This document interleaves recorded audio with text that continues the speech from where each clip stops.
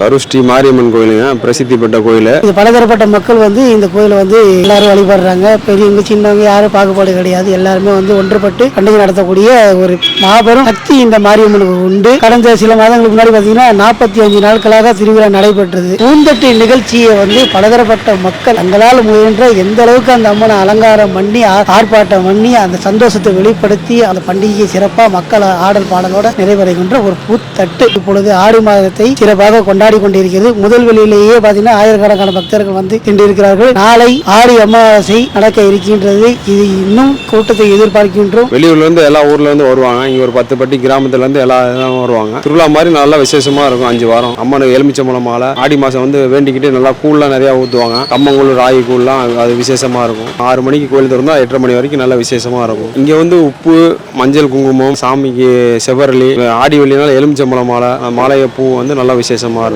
சமயபுரத்தோட நல்லா சக்தி வாய்ந்ததான் கரூர் மாரியம்மன். நல்லா ஃபேமஸான இதுங்க. திருவிழாவுக்கு வேண்டுதல் வச்சா பயங்கரமா இருக்க மாதிரி இப்போ ஆடி வெள்ளியில வச்சாலும் நல்லபடியாக நடக்கும்.